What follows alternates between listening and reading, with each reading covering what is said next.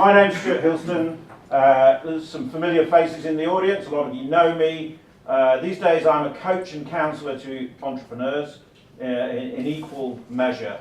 The successes get the coach, and the ones that aren't quite going the way they expect to get the counsellor. But my background is in software. I was a software entrepreneur, 2 exits, lived in the States, lived in Tokyo, became a professional investor and ran an Iranian family office, which I can tell you was an extraordinary and interesting experience here in London, and became a mentor and a coach to entrepreneurs about 10 years ago. And it's what I do for a living, is I work with entrepreneurs. Most of them are younger than me, most of them don't have grey beards, and I learn from everyone I work with. I try to help them, but I learn from them. And that's what I love doing. So we're here tonight to talk about the future. What does the future hold for us? And we've got an amazing lineup of speakers to talk to you with their perspective on what the future holds.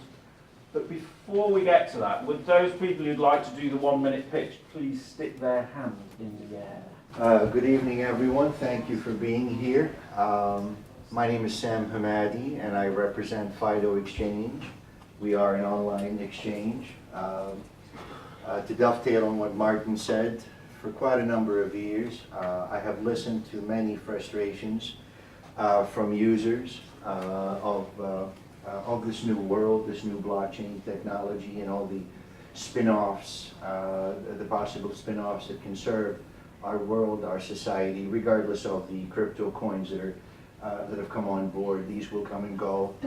But we've put an exchange together with an entire ecosystem of coins or tokens that really have a purpose for being here or existing, rather than just the many ICOs that we've heard about last year that just came on board just to collect some money and run off with people's investments.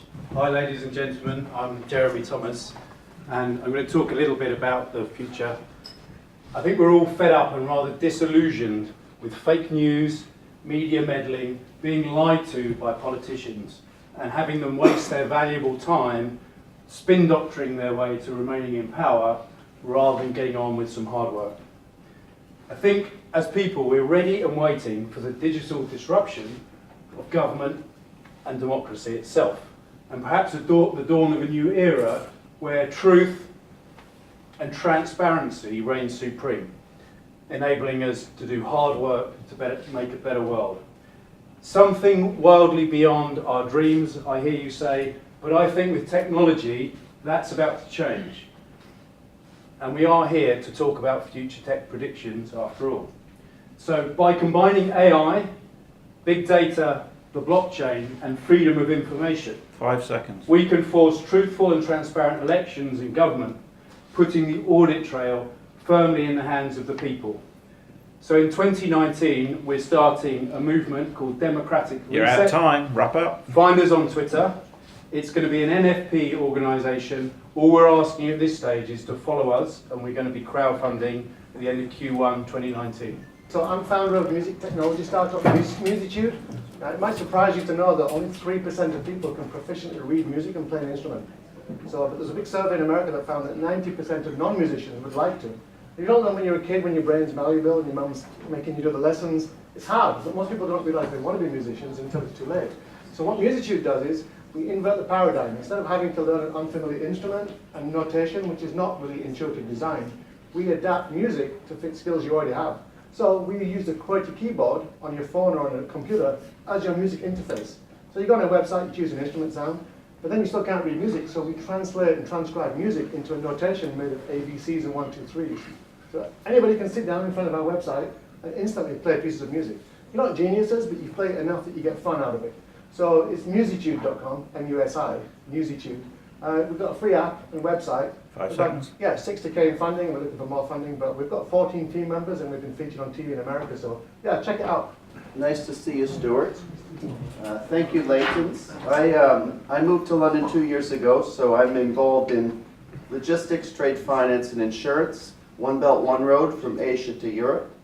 So we are using AI, IoT, and of course tokenized blockchain to make shipping and trade and freight and logistics more efficient, optimize, and automate it.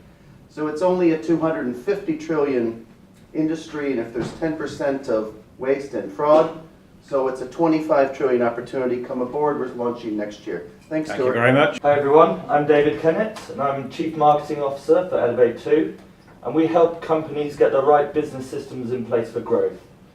So going to the topic of this evening, looking to the future for growth, my belief is that growth is about people wanting to do more and wanting to do it more efficiently. And effectively that's what we help people to do using technology. Now there's a lot of buzz around artificial intelligence and machine learning, but what does that really mean in a real world application for your business? Well, I think what it will end up meaning is more integration of disparate systems. A lot of people still have a lot of separate systems which don't talk to each other. Less duplication of entry of information, so you can repurpose people from doing manual entry of information to doing more value-adding tasks. And essentially bringing you more intelligence in your reporting so that you can translate that into better decision making. Very good. Thank you.